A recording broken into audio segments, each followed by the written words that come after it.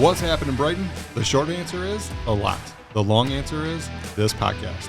What's Up, Brighton is a show dedicated to the community we all love.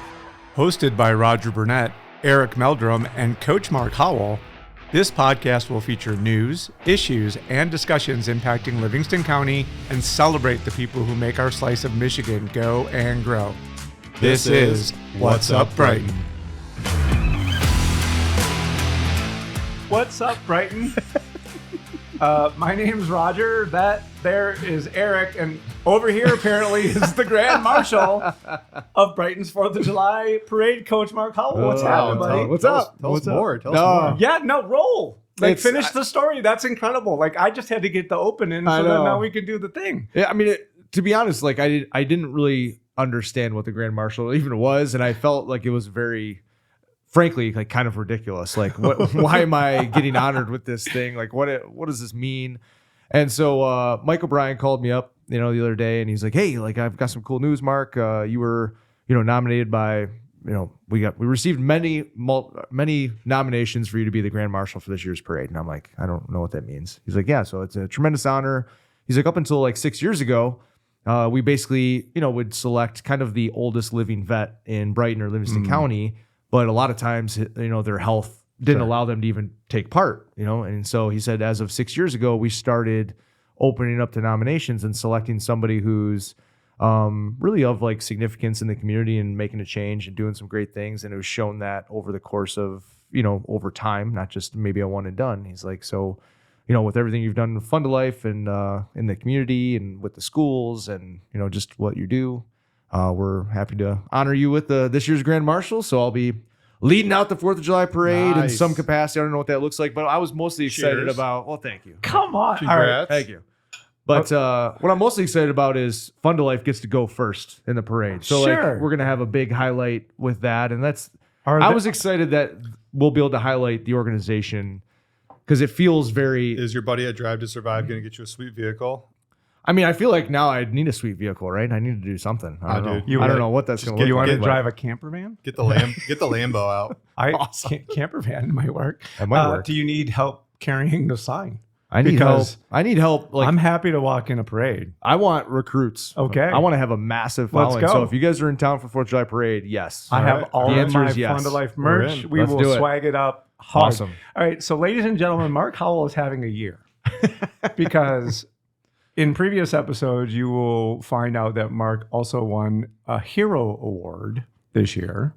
So we'll now add the Grand Marshal to the local parade to what is becoming the year of Fund to Life and everything else that's going along with the spread. Just whatever you're doing, keep doing it. Try my best. It's a little bit ridiculous. Keep shining that light, bro. Keep shining. Thank you, That's guys. the cool. Thank you. We could shut the show down. I'm that's the best thing I've heard in a week. I feel kind of embarrassed by it, to be completely honest. But it's, again, best if form of I can flattery. wrap, I don't know. And it's hard to embarrass me, but contrary to people's popular belief, it's not all about me, and I don't like highlighting myself with that stuff. But I'm happy to do it if it brings Fund to Life to the forefront. That's very cool. I'm excited for you, man. That's awesome. Amen. Hallelujah. What else can we say? That's the coolest thing. So while we have these amazing developments occurring in town, one of the other things that we've noticed is that there are some changes afoot in some of the brands, some of the longtime brands that have been a part of our community. So we thought that today's episode would be an interesting opportunity for us to examine some of the places that we've had to say goodbye to, that we're intending to say goodbye to, and then also look back on some of the merchants and restaurants and places historically that have been in town that we miss. Yes. And obviously this gives all of you the opportunity to also be able to chime in on some of the places that if we happen to miss some of them that you too can tell us about, as Jen was telling us the last episode about when CFAs used to be where CVS used to be. So there's a lot of change that has occurred, more change coming. Headlining by Mark, Eric. Eric, what was the most impactful announcement that we had? I think the most iconic one that people are kind of shook up about is the iconic, restaurant Little Chefs. Yeah, closing. Yeah. All right, and they've been here for a long time. Yeah. long enough to actually be one of the few restaurants in town to have multiple locations where they called home, right? Mm-hmm. Thanks Panera Bread Starbucks. Yeah. Kicked them out. Maybe, I don't know if that worked out to their benefit. They moved to a still second very good location. Mm-hmm. Street, visibility, parking. Yep.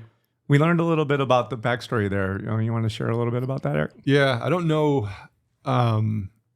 the ins and outs. I never met the owners of it, but the story that I've heard of the circumstances was one of the owners, husband and wife ownership, and the husband unfortunately got cancer, and they had intended to sell the business, and they were pretty far along with the sale of the business, and something happened in the transaction, and it just fell apart. Mm-hmm. So the sale didn't go through, and it was one of those things where the wife just really couldn't continue, with the restaurant. And after multiple attempts to sell it and kind of go through with the transaction, it just wasn't happening, for some reason.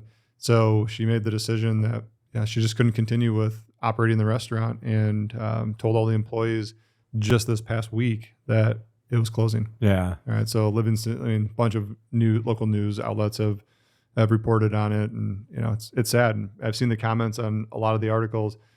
People are really saddened by it. It's like one of those places where if you lived here 20, 30, 40 some years ago, you knew Little Chefs. Yeah. Right? And you've been going there pretty much, your The whole whole entire time. life. For sure. Yep. For sure. Not to mention that Little Chef, especially in their new location, I can't tell you how many networking groups call that place their home for BNI group meetings and things like that, where the space and its flexibility gave groups like that a chance to be able to have sort of a little bit of privacy, to have a fast food delivery to the tables in a way that could facilitate a meeting while people were consuming breakfast, which is a challenge unto itself. And they did it masterfully. What's interesting to me about Little Chef is they're in that stretch of Grand River that's kind of a no man's land to start out with, because of just the pure density of business that's there. And you've got Burger King, Wendy's, so Taco many fast Bell. food places right there. So it can be a little bit of a challenge for a non-chain restaurant to be a beacon there, because for many people, it's just Restaurant Row for the chains, Red Robin's across the street. Yep.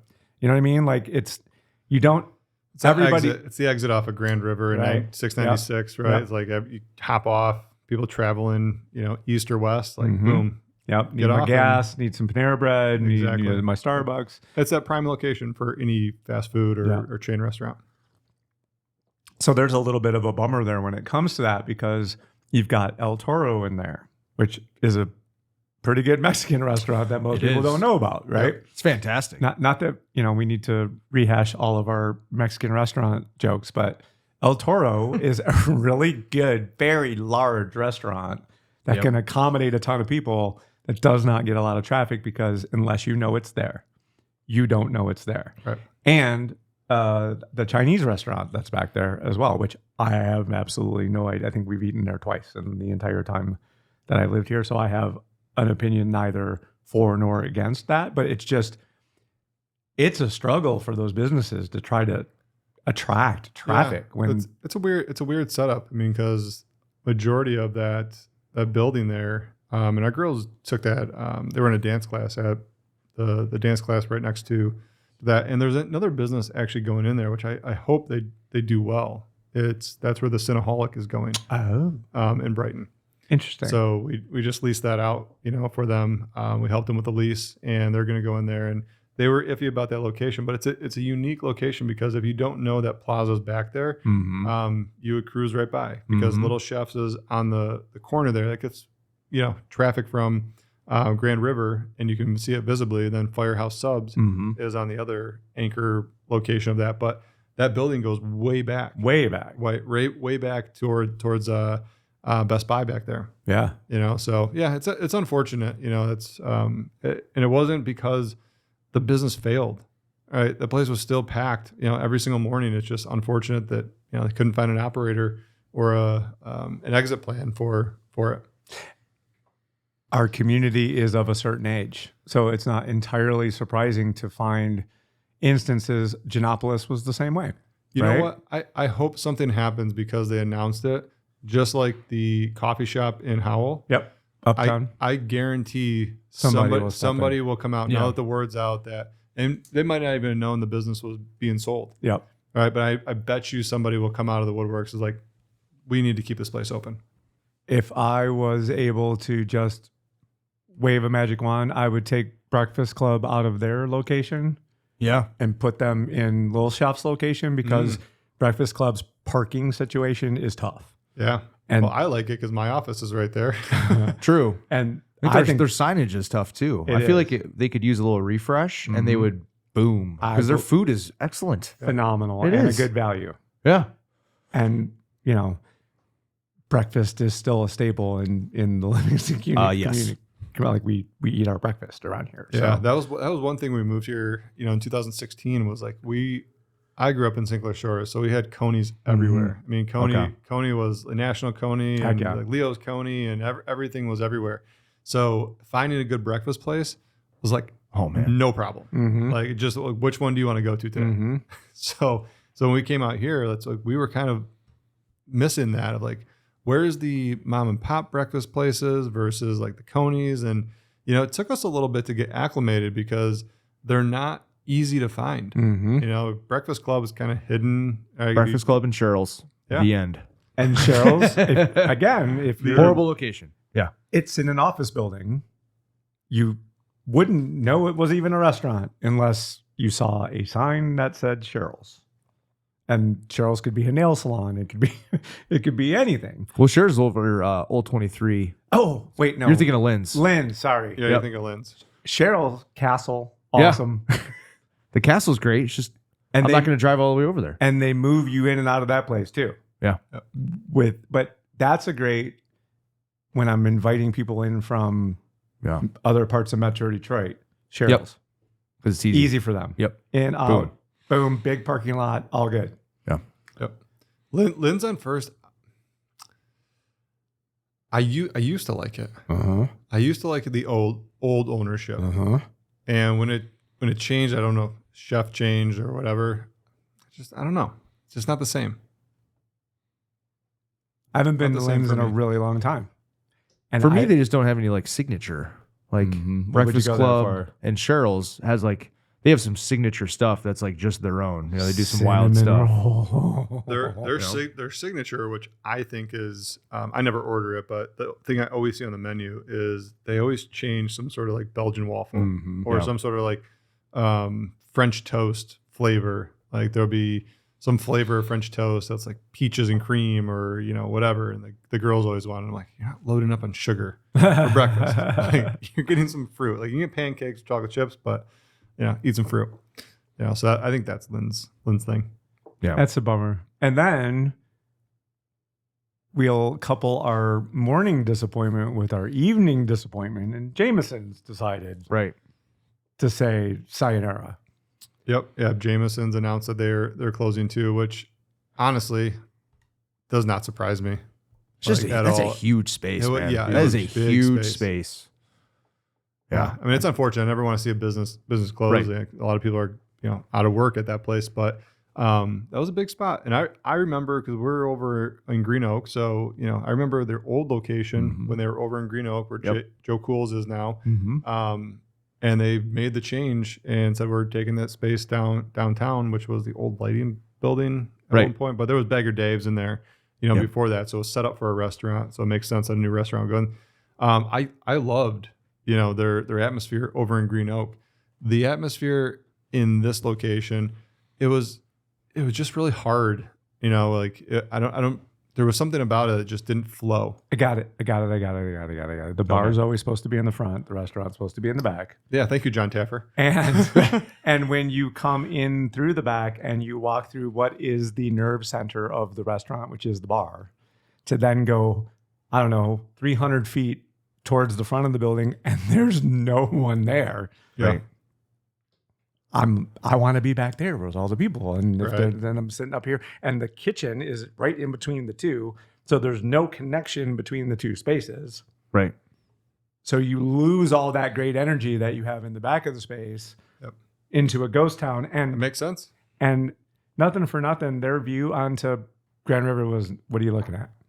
Yeah, I never really loved eating on that like little patio area they had. I Yep. always thought it was too loud, noisy. You know, you got Grand River right there. People come So- by and they're all staring up, and you're, oh, that looks like I could have some of that. You know what I mean? Like it didn't have the right vibe to it. Mhm. I would have much preferred them to make that enclosed space and then put tables like Champs has out on the actual street, because then I'm making a conscious choice to be out there. Mm-hmm. Not, I'm kind of in the restaurant, but not really. It feels like everybody that was on that front section would get ignored by the staff because if you're only one person and I've got to make a conscious effort to keep going back out there for one person, how efficient am I going to be at that activity? Well, I don't think it mattered if you were out front there There or was- in the restaurant. You might have been ignored anyways. But we gotta have a restaurant go back in there. Well, I We think that, can't have it. I Like think we the can't space, be the net space down needs a to restaurant. change though. Like I'm no restaurant connoisseur, but like it's a big space. Like how do you, just for the reason you described, like it needs to change. Something. The footprint needs to change. So I mean that's from what I know, like that's a pretty expensive overhaul. Yeah. You know, for restaurants to come in. That's why a lot of restaurants don't open up. And you remember that space that was next to Brighton Coffee House and Theater? Mm-hmm. That was, got Buckley Jolly, and then right there, they tried to get a restaurant to come in there. And the build out, I talked to every broker in the area, and I'm like, why do you think a restaurant's not going in there? He said the build out is like $400,000. Makes no sense. Yeah. Right, for a kitchen, all the equipment, like, Right. and the restaurant businesses are not doing that well these days Yeah. to warrant a brand new restaurant like that opening up. Thank you, Matt Vetter, for explaining to us that the lack of foot traffic during the week doesn't make restaurants downtown make a lot of sense. Annoys the hell out of all of us, but yet it was incredibly logical, wasn't it? And here we are with yet again another example, really two, for different reasons. But in reality, what we're saying is what Matt told us is playing out right on Main Street. Yeah, it all comes down to dollars and cents at the end of the day.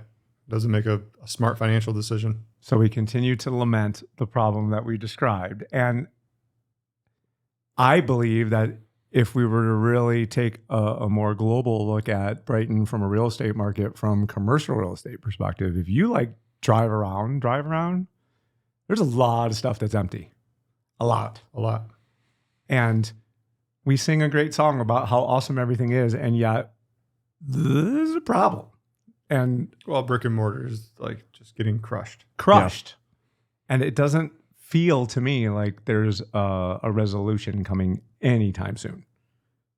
And, you add in all of these factors that we keep talking about. We got all these people coming into town, coming into these new units, and yet we don't really have the things that are going to be what's going to make this community continue to be what everybody says it is, about how like it's fun, it's a great time. But if everybody's closing and we get twice as many people, yeesh. Yeah, I mean this is. I was talking to a couple of my agents about this, and we were planning some closing gifts for clients, and this goes universal for pretty much every purchase you can make in your whole entire house. Like you can buy pretty much anything from Amazon or any of the online stores.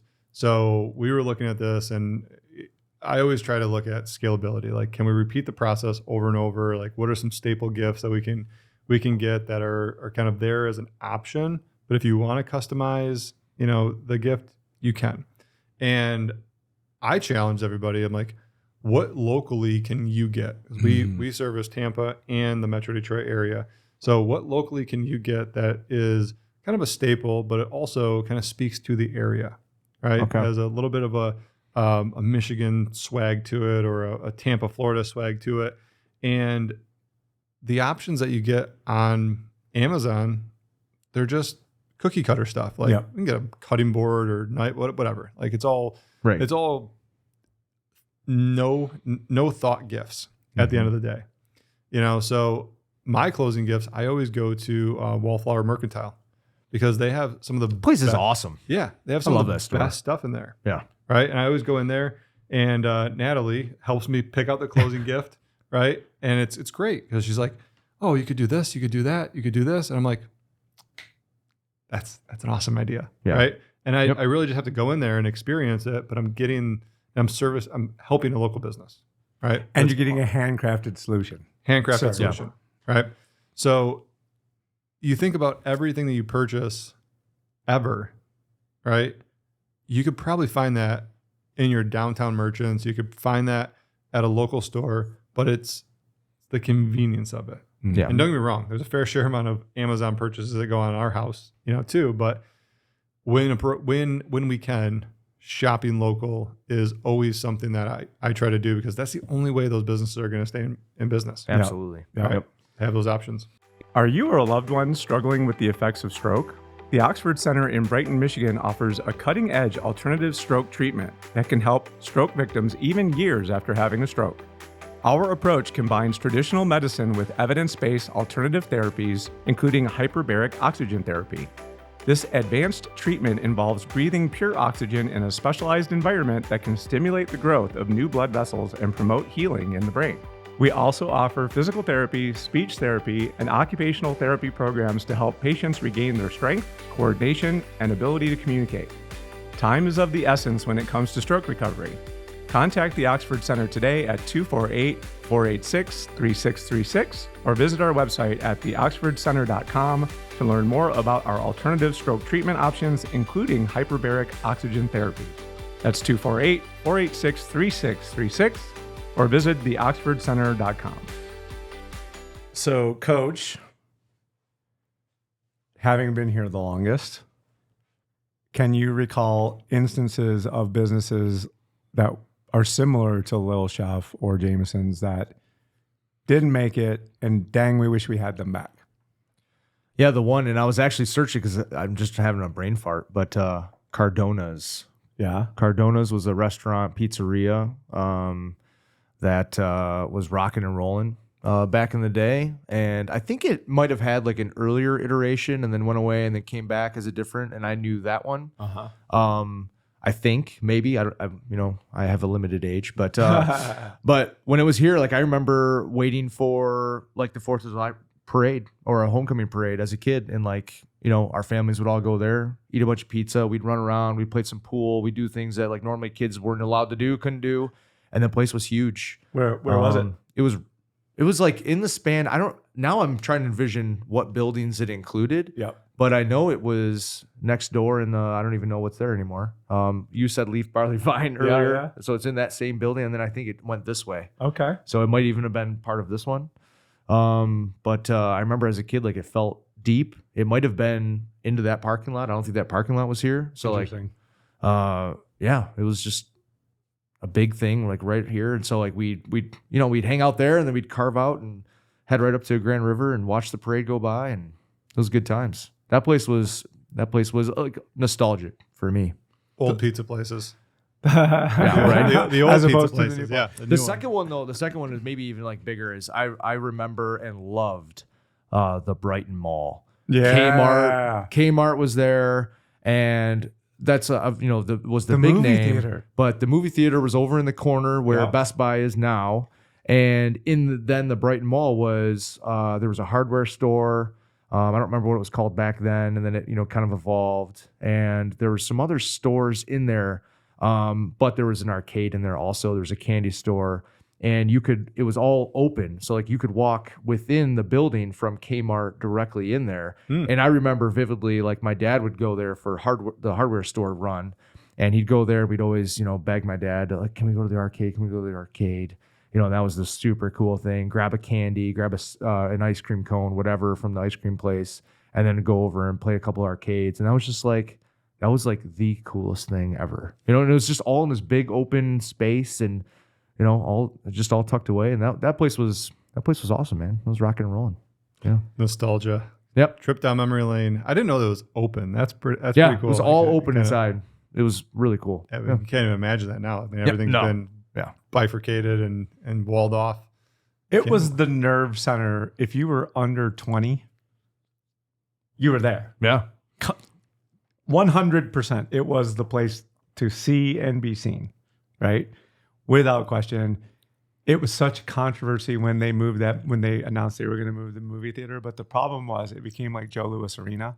Like it had been awesome for a really long time. And then it had been not being really awesome for a really long time. At the end, it was tired and hadn't been cared for in a really long time. Brighton Cinema. Yeah. And then they were like, oh, MJR. And like, there was like, no, MJR, no, MJR. And we're like, you want to keep that thing? And they're like, yeah, this is Brighton Americana. It's like, bro, Americana sucks right now. Yeah. I just remember the Shores Theater in St. Clair Shores went through the same thing. Like it was the 2 theater, mom and pop theater. They were still running through high school, like up until like 2000. I think they closed in like 2007, 8. It's awesome.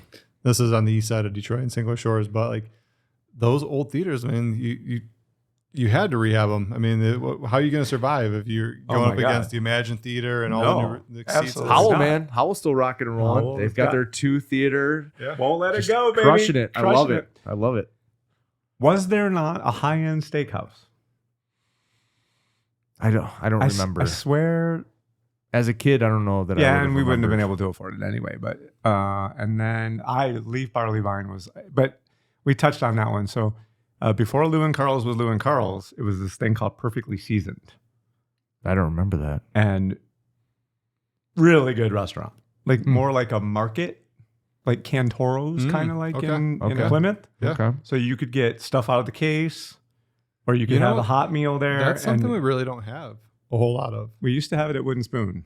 Yeah. We lost it. Yep. So there's just trying to think of like places downtown. So there's Lala Two's, which is kind of a grab and go place. Never been there. Jonah's, checked it out. I got to say, you got to drive out to Genoa Township to go to Jonah's to get your grab and go stuff. But I love Jonah's. They have a great selection of stuff. Brighton Market has a pretty good little selection. Yeah. Yep. Brighton Market's good. Simply Fresh. But I mean, I like the options where it's, where the ingredients come from. I feel like Jonah's Market in Brighton, like I never looked at the labels. I don't know where it comes from. The only other one I know of is Simply Fresh. Mm-hmm. So their take and bakes, their macaroni and cheeses, their sandwiches, they make all of that stuff. I would really love to see that operation. It's got to be impressive. I just have like this vision of like all of these mom like people in there just rocking out sandwiches because they're so well trained at making sandwiches that they're just, the tuna, you're on the tuna line, and they make 75 tuna sandwiches in an hour. She's probably over in like a house in Oak Point, just like cranking out macaroni and cheese. And they're in the basement, just cranking. Let's go. And thank you for doing it. Right? Yeah. Because it's worked out well. And then Jonas has in the Howell one on 59 in Michigan, they have a bar there. Did you know that? I did not. Jonas has a restaurant bar in that plaza there. They have one also in South Lyon. See? So going vertical. Have you guys South Lyon, Milford. I'm not vertical. sure exactly what Have it's you guys called. ever been to New Hudson. the South Lyon Village Bakery? No, sir. I don't think so. No. It's good. It's the old school. Like you walk in a place, they have the yellow trays that all the donuts sit on. Oh yeah. Like that's old school. Let's go. Right? Dude, I'm a donut connoisseur. So Chloe's birthday was just on the 26th, and we every birthday they want donuts first thing in the morning. Why so not? that's their tradition in our house. We'll go get donuts. Open presents. We have it all set up for them. And I was asking Chloe, like, where do you want donuts from? Because there's been a couple new donut places that have opened up. You got Marva's Bakery. It's not new, but then you got Dough Creations out in no man's land of Howell, Brighton, in Browell, right over there. So Dough Creations is great too. And check out episode 19 for that. So she said, "Well, I think I want South Lyon because they're just so fluffy. Nice. Like they are I'm gonna have to check it out. Biden is so fluffy. Okay. Sold. I expect. Are we gonna have a bakery off? I expect a donut box here for the next recording. Challenge. I'm just challenge agreement. issued. Let's do it. I think it should work. I mean, why not?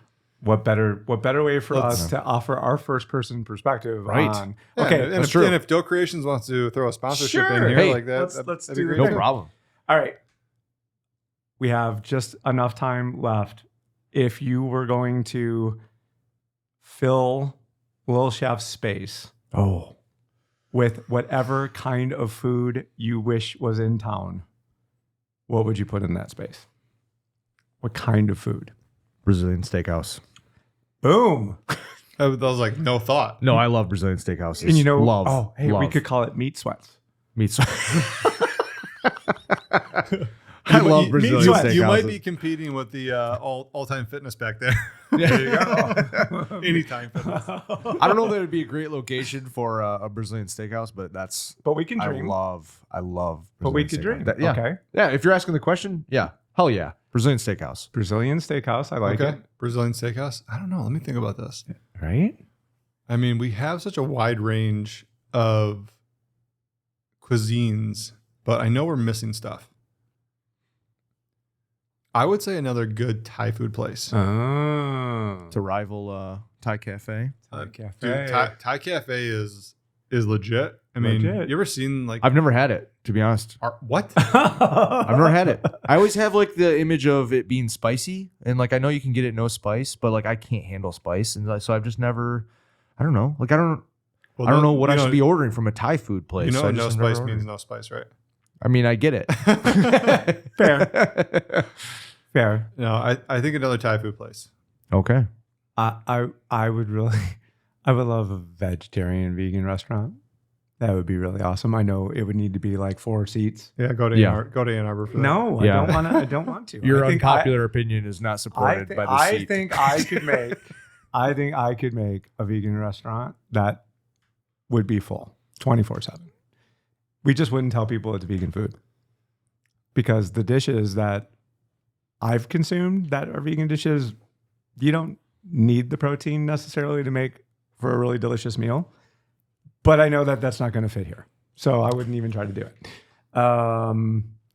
He's We got got So one. I got a second. He's got one. He's got one. So I Second was submittal. second Thai food. second to middle. So I'll give this guy a plug here because he found a void, which I think is kind of warranted. Okay. You know, in a certain degree. I'm intrigued. Do